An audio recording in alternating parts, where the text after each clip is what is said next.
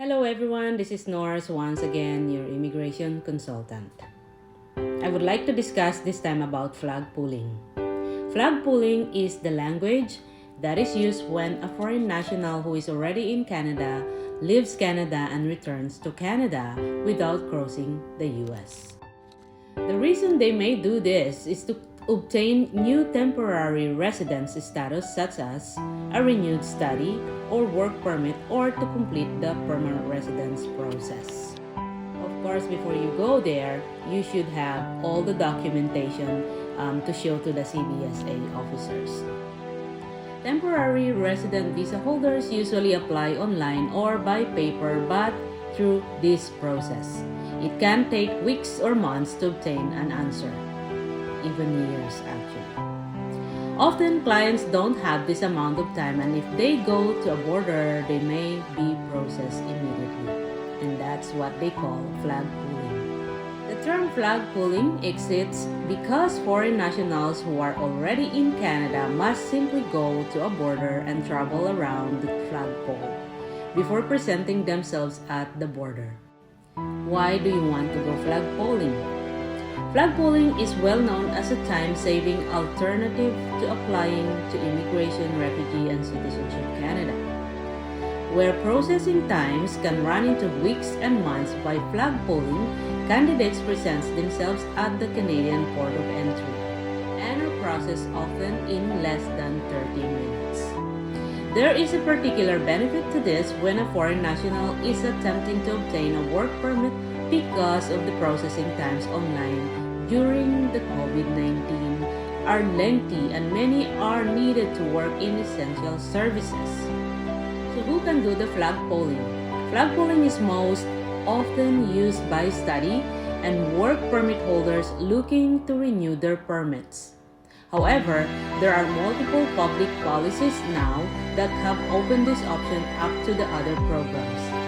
Flagpoling is also permitted to be used as a method of validating permanent resident status for those tourist visa holders here inside Canada. It is a quick and less expensive method of achieving a permanent resident status without waiting for an office appointment.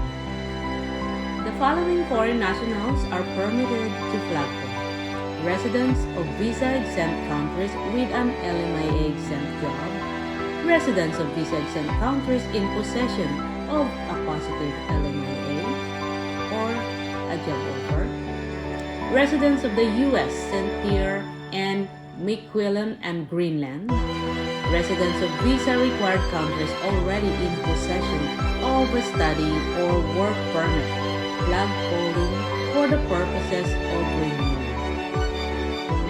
Take note of this. Seasonal agricultural workers are not eligible to flagpole. How do you do flagpole?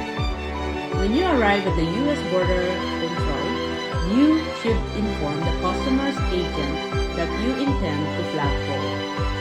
They will issue an administrative refusal to the USA and will direct you to the Canadian Border Services, where you will submit the correct documentation based on the type of permit you are hoping to obtain. Keep in mind, it is possible that you could also end up denied entry at both the US and Canadian borders, which would result in you being caught between the two countries and forced to return to your country of citizenship of residence.